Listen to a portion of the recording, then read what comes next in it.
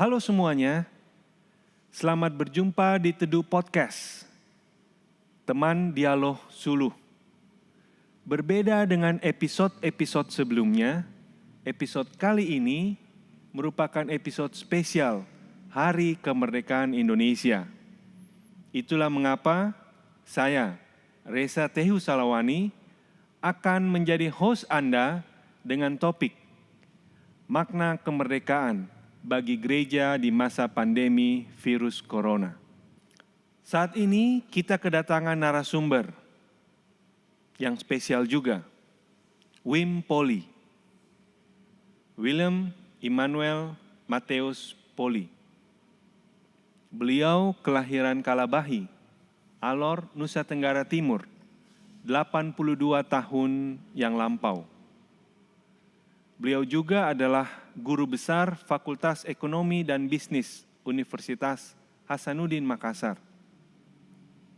Beliau juga adalah warga jemaat di GPIB Jemaat Bukit Zaitun Makassar.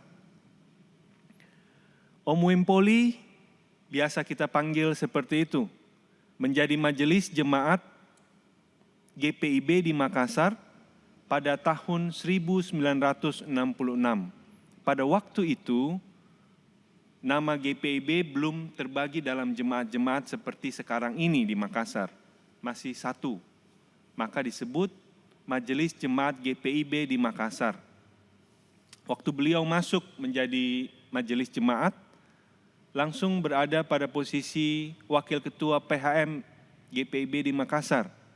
Karena menggantikan Dr. Andes J.E. Tatenggeng yang meninggal.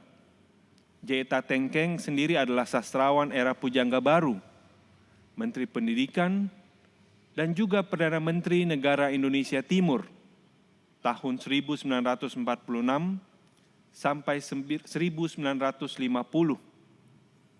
Menjadi majelis jemaat, pelayanan di kemajelisan jemaat itu putus tahun 1970 karena beliau melanjutkan pendidikan kajian negara-negara berkembang di Leuven, Belgia. Beliau mendapatkan PhD bidang ekonomi dari Australia. Di Australia tahun 1988. Nah, pelayanan di kemajelisan lanjut lagi setelah beliau pulang dari Belgia tahun 1972.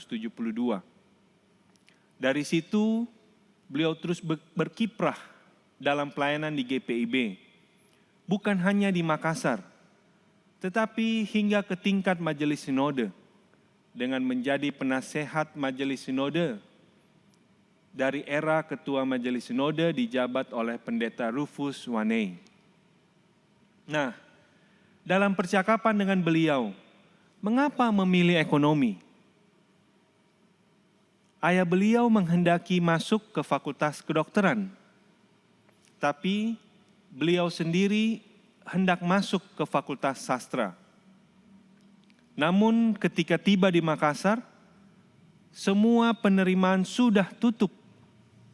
Kebetulan Fakultas Ekonomi yang membuka pendaftaran gelombang kedua di tahun 1958 itu. Itulah 9 orang mereka yang mendaftar masuk.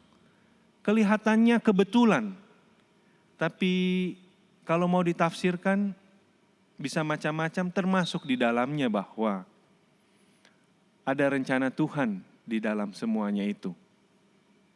Nah, masuklah beliau ke Fakultas Ekonomi Unhas sambil tetap menunggu dibukanya Fakultas Sastra. Tapi waktu Fakultas Sastra dibuka tahun 1961, Wim Polly telah menjadi sarjana muda dan sudah jadi asisten dosen. Beliau sempat menjadi asisten dosen bagi Muhammad Hatta, wakil presiden pertama Republik Indonesia. Ketika itu Hatta menjadi dosen terbang ke Universitas Hasanuddin. Di era 60-an ini, beliau juga menjadi dosen di STT Intim tahun 1964. Nah, kenapa saya menyinggung sejarah pendidikan beliau? Karena pendidikan itu penting, bukan hanya bagi pribadi, tapi juga bagi satu negara bangsa. Indonesia merdeka karena adanya pendidikan yang dibangun. Itu dimulai ketika di masa Hindia Belanda masih menjajah wilayah Indonesia ini, ketika Belanda mulai menerapkan politik etis tahun 1901.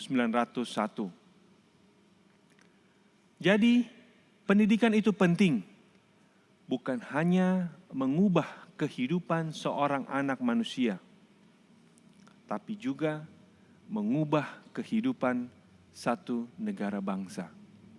Nah, saat ini kita bicara kemerdekaan seperti topik yang kita bahas, makna kemerdekaan bagi gereja di masa pandemi virus corona. Waktu kita bicara tentang makna kemerdekaan ini, kita mungkin akan bicara tentang mengapa kemerdekaan itu diperlukan. Apa yang menyebabkan itu dan bagaimana melakukannya. Nah, bagaimana kabar Om Wem? Kabar baik, karena kita akan memasuki perayaan 17 Agustus tahun 2020. Kita masuk ke dalam perayaan itu di dalam kondisi ancaman virus corona. Ada pengaruhnya kah itu, Om? Ada pengaruhnya karena kita harus bertanya, mengapa kita merayakan? Apa yang kita rayakan? Dan bagaimana kita rayakannya di dalam suasana ancaman virus corona. Jadi ada 3 pertanyaan yang harus kita tanyakan dalam segala hal yang kita lakukan. Mengapa kita lakukan? Apa yang kita lakukan? Dan mengapa bagaimana kita melakukannya? Kalau tidak kita mulai dengan pertanyaan mengapa, maka bisa terjadi kita hanya sibuk melaksanakan bagaimana dan tidak ada maknanya. Kita ingat pada suatu waktu Kristus mengunjungi Marta dan Maria di rumahnya. Dan ketika itu si Marta ini sibuk sekali mempersiapkan segala sesuatu yang menurut dia itu harus dilakukan. Bukannya itu bagus, Om? Bagus menurut dia. Tetapi tidak bagus menurut Kristus. Dalam pandangan Tuhan ya. Maka Tuhan seakan-akan membangunkan Marta dari tidurnya dengan mengatakan, Marta, Marta, mengapa kau begitu sibuk dengan segala perkara? Marta kira dia sudah benar. Di mata Kristus dia tidak benar.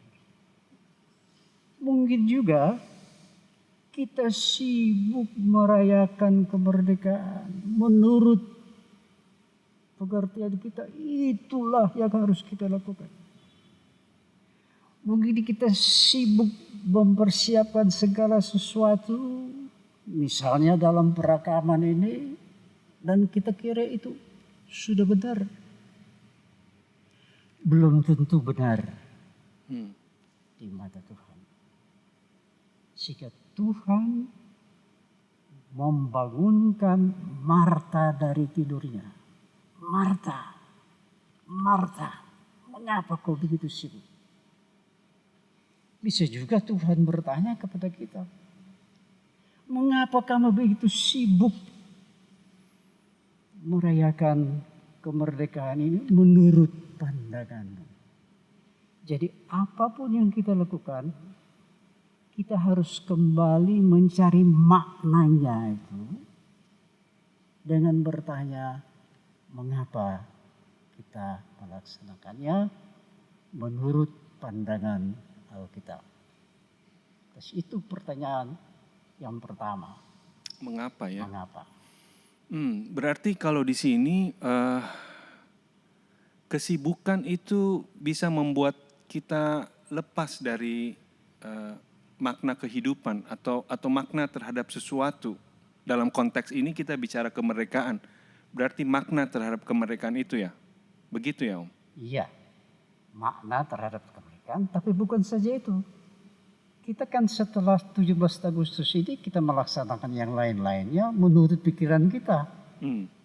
Apakah pikiran kita itu sesuai dengan pikiran Kristus yang katanya kita mau melayani? Marta kira inilah caranya dia melayani Kristus. Tapi Kristus bilang, bukan itu Marta. Yang benar ialah apa yang dilakukan oleh Maria. Maria mendengar apa yang dikatakan Kristus. Kita dengar dulu apa yang dikatakan Kristus. Makanya kita memulai segala sesuatu dengan membaca Alkitab. Dengan berdoa, baru kita bertindak. Berarti kemerdekaan ini bukan berarti kita bebas berbuat apa saja ya Om. Maksudnya di dalam kebebasan itu ternyata kita harus mengikuti sebuah proses atau sebuah aturan-aturan yang mungkin menurut Tuhan kalau kita tidak mengikuti proses ini itu salah. Kira-kira bagaimanakah? Maka pertanyaan kita yang kedua, yang pertama ialah mengapa, yang kedua ialah apa. Apa itu kemerdekaan? Dan ketika kita menjawab apa itu kemerdekaan, ada banyak jawaban. Masing-masing orang punya jawaban sendiri. Maka kita harus menyepakati dulu sekarang apa itu kemerdekaan. Kemerdekaan adalah kebebasan orang untuk melaksanakan sesuatu, untuk mencapai apa yang bermakna. Tetapi kita tidak bebas melaksanakan. Kita bebas melaksanakan tapi tidak bebas dari akibat apa yang kita laksanakan. Jadi kemerdekaan adalah kebebasan untuk bertindak dan bertanggung jawab terhadap akibat dari kebebasan itu. Itulah kebebasan yang bertanggung jawab yang ada pada manusia yang dewasa. Tanda orang dewasa ialah dia bebas bertindak dan terikat pada akibat dari kebebasan itu. Anak-anak kalau bertindak dan ada akibatnya, dia alihkan akibatnya itu pada orang lain. Makin dewasa seseorang, makin dia bebas bertindak dan bertanggung jawab terhadap tindakannya itu. Jadi itu pertanyaan yang kedua. Yang pertama ialah mengapa, kedua adalah apa. Oke. Baru kita akan masuk ke dalam yang ketiga, yaitu bagaimana. Nah, setelah tadi kita mendengarkan penjelasan tentang mengapa kemerdekaan itu diperlukan, apa itu kemerdekaan, sekarang kita akan melanjutkan kepada bagaimana kemerdekaan itu. Oke. Oke, Om. Setelah tadi penjelasan yang Om sudah sampaikan, Ya. sekarang bagaimana kemerdekaan itu kita jalani? Bagaimana kita melaksanakannya di dalam situasi pandemi virus corona. Ya, Nah, kita ini setiap orang punya pengalaman. Dari pengalaman itu kita menarik pelajaran. Ada pengalaman, ada pelajaran yang kita tarik dari situ. Lalu kita terikat pada pengalaman kita. ada konteks berarti ya. Kita punya pengalaman, kita punya pengetahuan, dan kita laksanakan itu di dalam konteks di dalam mana kita berada. Sekarang kita berada dalam konteks pandemi virus corona. Tapi kita semua punya pengalaman masa lalu yang menyebabkan masing-masing kita berbeda dalam hal bertindak bagaimana. Saya ambil contoh. Ambil contoh dari Alkitab supaya kita tahu bersama-sama. Pada suatu saat ada percakapan antara Kristus dan seorang perempuan dari Samaria di perigi Yakub. Ya, di sumur Yakub. Ya, di sumur Yakub. Si perempuan itu mengalihkan percakapan ketika dia tahu bahwa Kristus tahu siapa dia. Dia mengalihkan percakapan. Dia bertanya, menurut nenek moyang kami harus beribadah di sini. Menurut Anda harus beribadah di sana.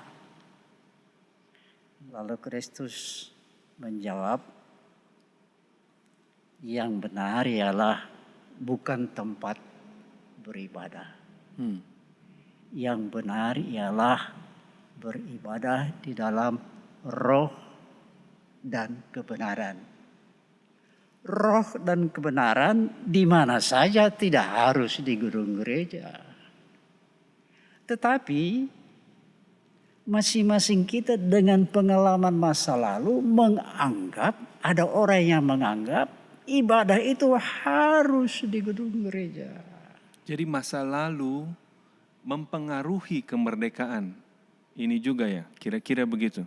Masa lalu mempengaruhi pikiran kita. Mempengaruhi pikiran.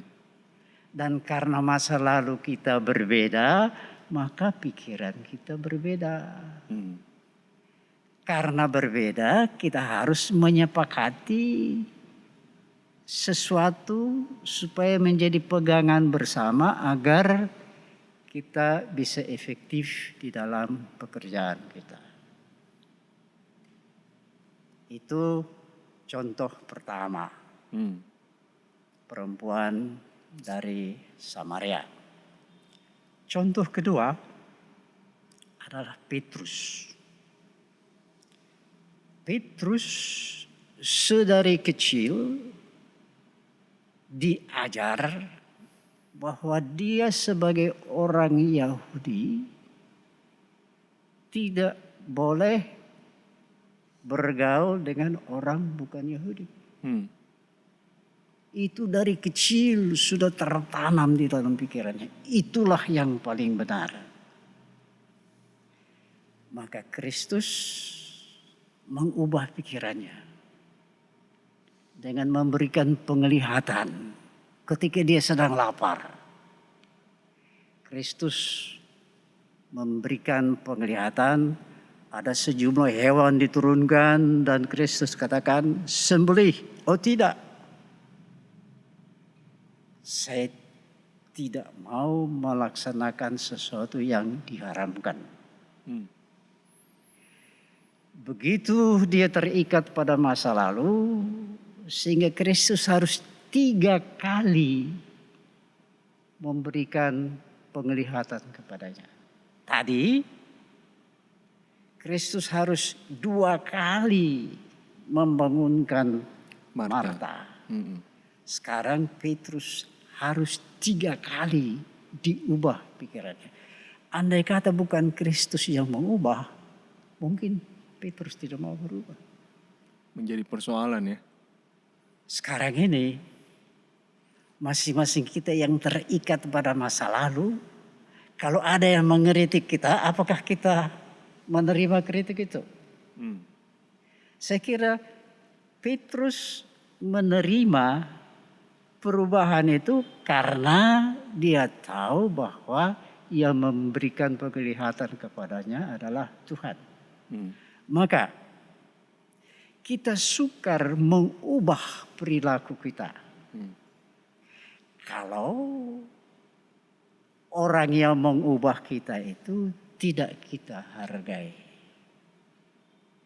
Kita baru bersedia berubah kalau kita menghargai orang yang mengubah kita.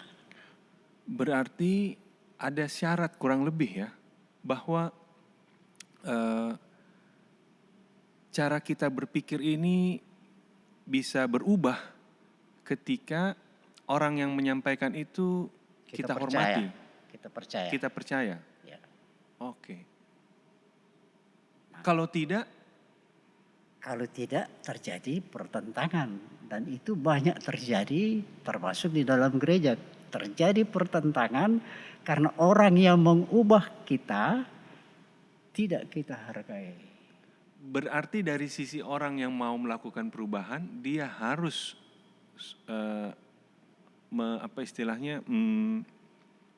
memberikan kepercayaan itu dulu ya. Dia harus sudah menunjukkan bahwa dia itu dapat bisa dipercaya. Oke. Nah, hambatan kita ialah bahwa pikiran kita dari masa lalu itu sudah melembaga. Maksudnya apa itu? Apa itu melembaga? Melembaga adalah kegiatan yang oleh sejumlah orang dianggap benar. Kegiatan yang oleh sejumlah orang dianggap benar. Karena dianggap benar, diulang-ulangi. Karena diulang-ulangi, dia menjadi sakral. Diulang-ulangi pada waktu tertentu, misalnya pada waktu Natal.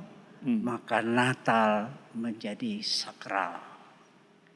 Diulang-ulangi dengan orang tertentu yang melaksanakan hal tertentu, maka tindakan orang itu menjadi sakral dan orangnya sendiri menjadi sakral.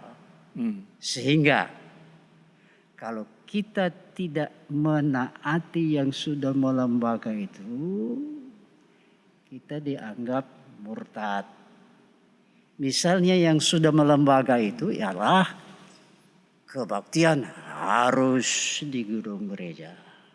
Kalau melawan itu? Melawan itu berarti murtad. Okay. Jadi masih ada orang yang menganggap kebaktian itu harus di gereja. Ada orang lain yang mengatakan tidak perlu. Maka ada pendapat yang berbeda. Apakah salah kalau orang berbeda pendapat?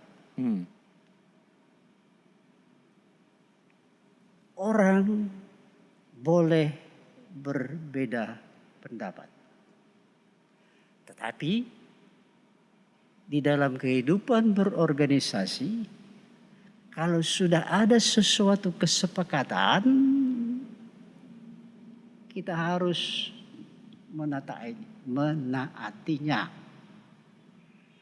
Di pengadilan misalnya, kalau ada 3 hakim yang mengambil keputusan, 2 orang mengatakan A, orang yang ketiga mengatakan B, yang 2 itu yang harus menang. Yang tidak setuju itu harus terima keputusan terbanyak walaupun dia berbeda pendapat.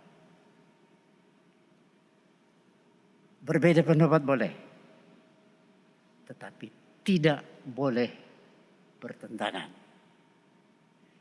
Itu sudah diantisipasi oleh Kristus. Di dalam doa imam besarnya menjelang penyalibannya. Ketika Petrus dan teman-temannya sedang tertidur, Kristus berdoa di Taman Getsemani. Apa isi doanya dan siapa yang didoakan? Isi doanya itu adalah supaya mereka bersatu. Siapakah mereka itu? Mereka itu adalah Petrus dan teman-teman. Murid-murid. Mereka harus bersatu. Kenapa harus bersatu? Mengapa harus bersatu? Kristus katakan mereka harus bersatu supaya dunia percaya bahwa Engkaulah yang mengutus aku. Tetapi Kristus tidak hanya mendoakan Petrus dan teman-teman. Kristus katakan bukan hanya untuk mereka itu aku berdoa. Melainkan juga orang-orang lain yang percaya karena pemberitaan mereka. Murid-murid. Siapa orang lain itu yang akan percaya? Orang lain yang akan percaya itu termasuk GPIB. GPIB sudah didoakan persatuannya sebelum GPIB lahir. Itu ada. Maka berbeda pendapatlah. Tapi jangan bertentangan. Supaya apa? Supaya dunia percaya bahwa Engkaulah yang mengutus aku. Jadi sekarang kalau kita berbeda pendapat dan boleh berbeda pendapat, tapi apakah dunia melihat perbedaan pendapat kita itu sebagai surat Kristus yang terbuka? Boleh berbeda pendapat, tetapi harus di dalam persatuan. Sehingga dunia percaya bahwa Engkaulah yang mengutus aku. Ini agak berat ini Om. Karena biasanya perbedaan pendapat, orang berbeda pendapat karena merasa diri bebas. Anda bebas mengungkapkan pendapat, saya juga bebas berbeda dengan Anda. Nah itu bagaimana kalau sudah begitu?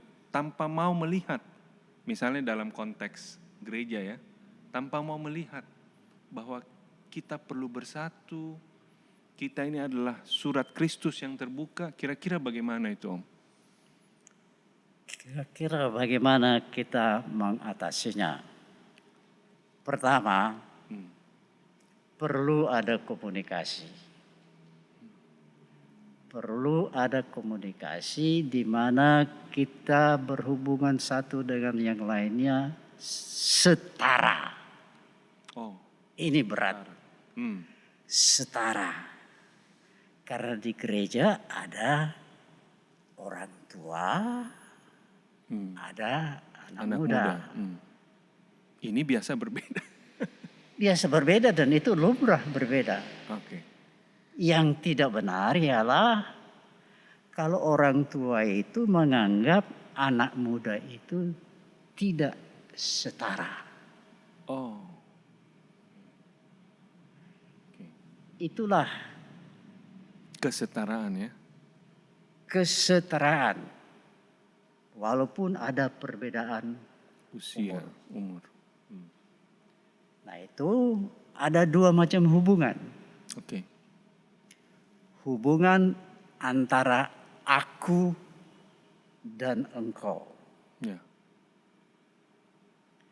Ada hubungan dalam bahasa Inggrisnya I dan it. Bahasa Inggrisnya I and you. Atau I dan it. It itu menganggap Anda itu Benda. bukan apa-apa. Hubungan antara I dan you adalah hubungan setara. Hubungan antara I dan it adalah tidak setara. Dan I ini biasanya adalah orang tua, it itu adalah orang muda.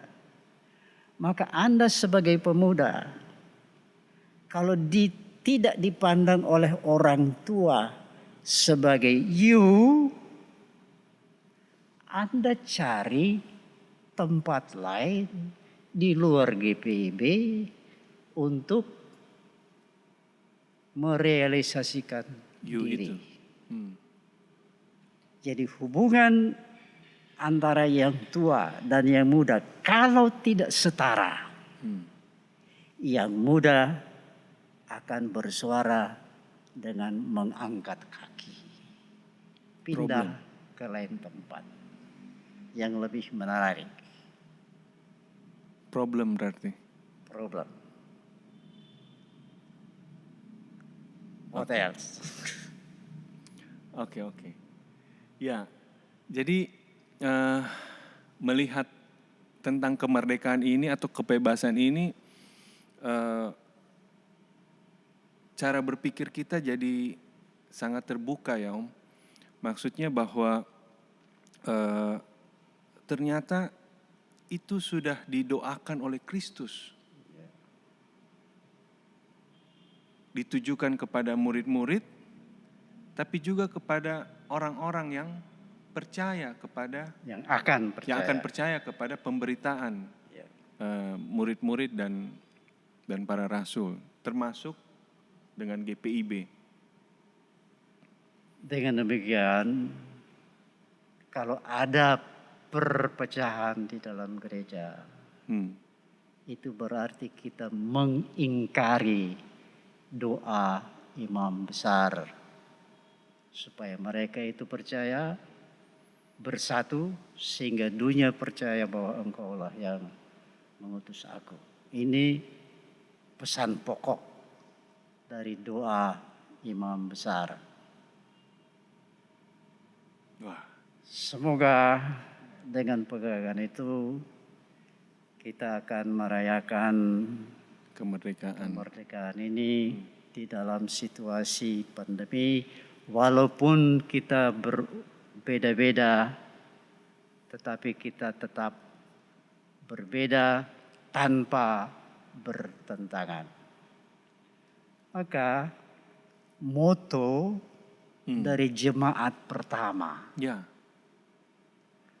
Moto dari jemaat pertama itu diinspirasi oleh pikiran para ahli filsafat Yunani. Oke, apa itu? Yaitu bersatu dalam hal yang mendasar. Ya, bersatu dalam hal mendasar. Kedua, bebas dalam hal bertindak. bebas dalam hal bertindak. 3, saling percaya dalam segala hal. Saling percaya dalam segala hal. Segala hal. Bersatu dalam hal yang mendasar. Ya. Bebas dalam bertindak. Berbeda dalam. Boleh bertindak bebas karena situasi berbeda. Ya.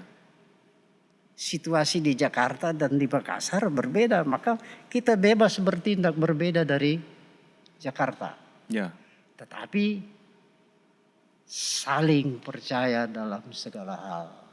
Kalau sudah tidak ada kepercayaan? Kalau sudah tidak ada kepercayaan lagi, tanya, mengapa tidak percaya? Oke. Tidak percayanya itu karena beliau atau karena saya. Oh.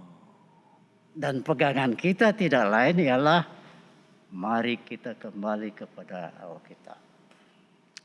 Mari kita kembali kepada Alkitab. Oke, mari kita kembali kepada Alkitab. Ini prinsip penting. Satu-satunya prinsip. Mengapa? Satu-satunya prinsip mengapa kita ada di dalam dunia ini. Sola Scriptura. Ya. Berarti prinsip kembali kepada Alkitab ini menjadi satu dasar penting. Dasar penting dalam kita membangun kemerdekaan atau kebebasan, baik dalam konteks pribadi maupun dalam konteks organisasi atau negara bangsa, ya, Om? Iya. Mulai dulu dari yang pribadi, tetapi terikat pada yang bersama-sama. Oke. Ada pesan penutup yang penting untuk kami ingat semua? Yang penting kembali lagi saya katakan di dalam hidup ini 3 pertanyaan itu selalu harus kita jawab. 3 pertanyaan. Mengapa saya ada di dalam dunia ini? Kedua, apa yang saya harus lakukan? Ketiga, bagaimana melakukannya? Saya kasih contoh. Dulu saya jadi sekretaris Fakultas Ekonomi. Oke. Dan waktu itu tidak ada dosen agama.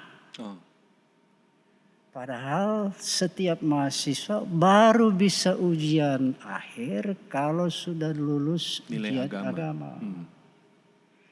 Maka ada anggota GMKI, ada orang Kristen yang ikut kuliah agama Islam untuk lulus.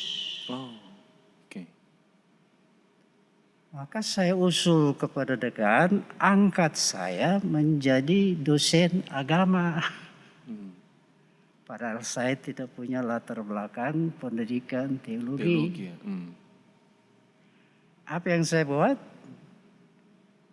Saya bagi-bagi Alkitab dalam bahasa Inggris kepada para mahasiswa. Membagi Alkitab? Alkitab di dalam bahasa Inggris. Kepada para mahasiswa. Mengapa bukan bahasa Indonesia? Kenapa bukan bahasa Indonesia, Om?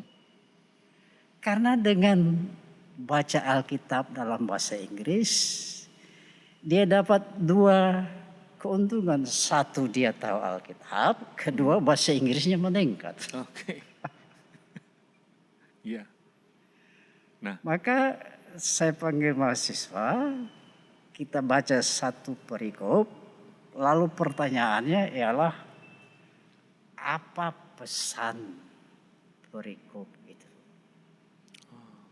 Kedua, apa yang harus saya lakukan berdasarkan pesan perikop itu?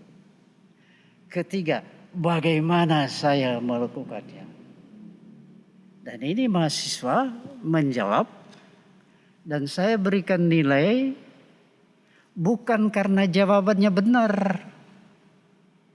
Karena saya tidak tahu jawabannya itu benar atau tidak. Saya berikan nilai berdasarkan aktivitasnya berpendapat. Ya, berani Jadi berpendapat. 3 pertanyaan itu yang mendasari perkembangan kita di dalam dunia ini. Dan itu dapat dilaksanakan oleh setiap orang. Tanpa perlu ada ketakutan. Ya kalau takut ya tidak bertindak kan. Ya. Oke. Itu saja, Om? Iya. Ya. Banyak hal yang kita dapatkan di dalam percakapan dengan Om Wempoli. Waktu Om Wem khususnya menyampaikan bahwa 3 pertanyaan ini memang harus selalu ada di dalam kehidupan kita. Mengapa, apa, dan bagaimana. Ini rupanya hal-hal penting yang sering kita luput saking sibuknya kita beraktivitas dengan beragam-ragam aktivitas yang kita miliki. Nah, ada banyak hal dapat kita pelajari dari topik yang kita bicarakan. Makna kemerdekaan bagi gereja di masa pandemi virus corona. Tapi hanya ada beberapa hal yang akan saya angkat sebagai, kalau dikatakan sebagai kesimpulan tidak juga. Tetapi hal-hal yang mungkin dapat kita ingat terkait percakapan tentang kemerdekaan atau kebebasan ini. Merdeka itu berarti kita bebas. Tapi kebebasan itu tidak berarti kita bisa berbuat sekehendak hati kita sendiri. Ada ikatan yang membatasinya. Bebas tetapi terikat. Terlihat paradoks. Kian dewasa seseorang atau bahkan suatu organisasi, semakin ia akan bertanggung jawab dengan kebebasan yang dipilihnya, tanpa menyalahkan orang lain atau situasi yang dihadapinya. Di dalam kebebasan itu, selalu ada tantangan yang sanggup diubah oleh individu atau organisasi itu menjadi sebuah peluang. Kenapa kemerdekaan atau kebebasan itu melahirkan tantangan? Karena selalu berhadapan dengan konteks yang terikat oleh waktu, tempat, kepentingan tertentu, tindakan-tindakan tertentu. Marta terikat pada kepentingan dirinya. Petrus terikat oleh pelajaran atau keyakinan iman yang diperoleh di masa lampau. Silahkan berbeda pendapat secara dewasa.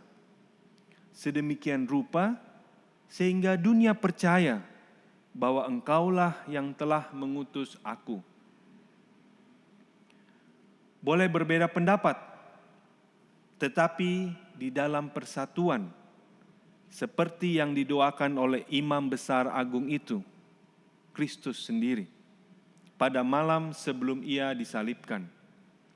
Apa isi doanya? Supaya mereka bersatu.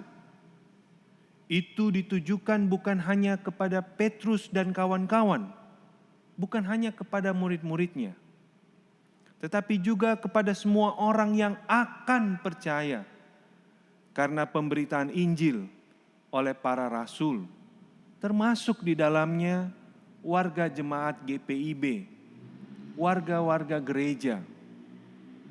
GPIB sudah didoakan sebelum adanya GPIB, supaya mereka bersatu sehingga dunia percaya bahwa engkaulah yang telah mengutus aku. Moto gereja pertama yang diinspirasi oleh para filsuf Yunani ialah bersatu dalam segala hal,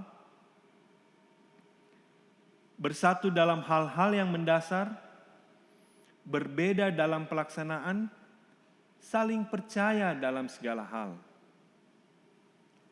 Selamat merayakan kemerdekaan Indonesia yang ke-75 tahun 2020 dalam situasi pandemik virus corona sedemikian rupa sehingga dunia membaca perilaku kita seperti membaca surat Kristus yang terbuka. Kami ucapkan terima kasih kepada Om Wempoli yang sudah memberikan pencerahan, bahkan mengajar kami dan membuka banyak hal tentang makna kemerdekaan, makna kebebasan, dan bagaimana kami harus mensikapi dan menjalaninya. Kita akhiri percakapan saat ini dan ingatlah, relax and listen, because good discussion happens in teduh. God bless you all.